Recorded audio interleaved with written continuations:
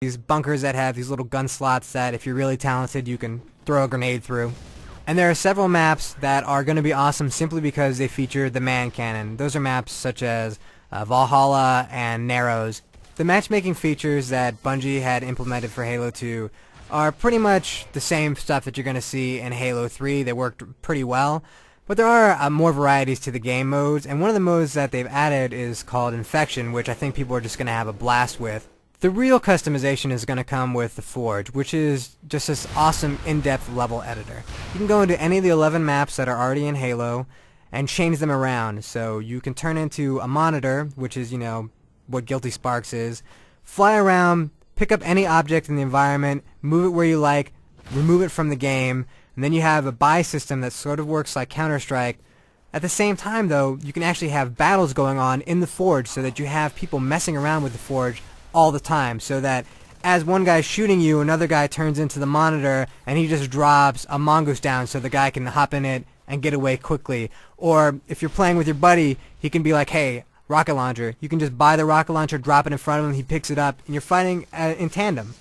You might have noticed while watching this video review that we've been able to detach the camera from Master Chief's first-person view, swing it around, pause the game, look at these awesome explosions, and really show just the beauty of the special effects that are in Halo 3 and just the amount of detail in the environments.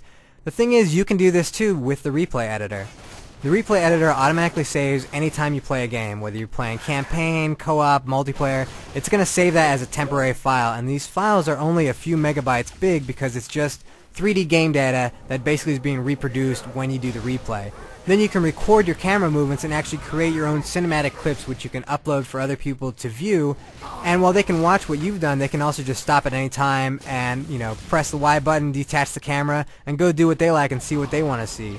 After listening to all the wonderful things that Halo 3 has to offer, you may be wondering why this game doesn't score a perfect 10. And unfortunately, I hate to break it to you, but the main reason why this game is not a perfect 10 is because of the campaign mode. Though they fixed some of the problems with backtracking, Bungie still has a lot of moments where you're going to be going back through levels for no real reason. Also, the AI of your teammates just isn't that great. When you're playing single player, you'll have the Arbiter often as your co-op buddy just sort of being run by the AI. He's an astard.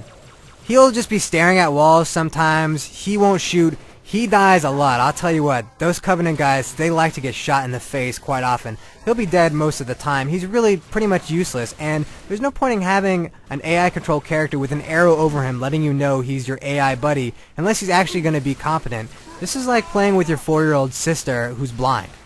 My other issue is actually with the story. Yes, you do finish the fight, and yes, you really get to feel like Master Chief is saving the day once again.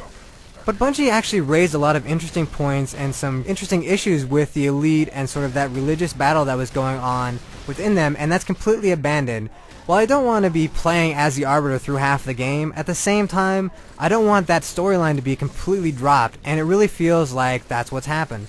But what it really boils down to is just that the campaign isn't as fun as it was in Halo 1. And that's the ultimate thing. You want the game to be just as fun as it always was. It's a real joy to play with 4 players online. That's a blast. Even if it's really easy, it's just great to be with your buddies playing the game, because Halo's always been about the community and being with your friends and having a beer. But at the same time, I still want that challenge in single player and that satisfaction. I want every level to be great, and the second to last level in Halo 3 is terrible, and everybody who's played it that I know of has said, yeah, this level is bad, and I have a feeling even the people at Bungie know that they're going to get a lot of flack for that level, and that's not acceptable. When you only have 9 levels and one of them's not good, that's bad game design. And ultimately, that's one of the things that holds Halo back from being a perfect 10. Everything else is incredible. I mean, really, if you take out the campaign, this game is an 11 out of 10.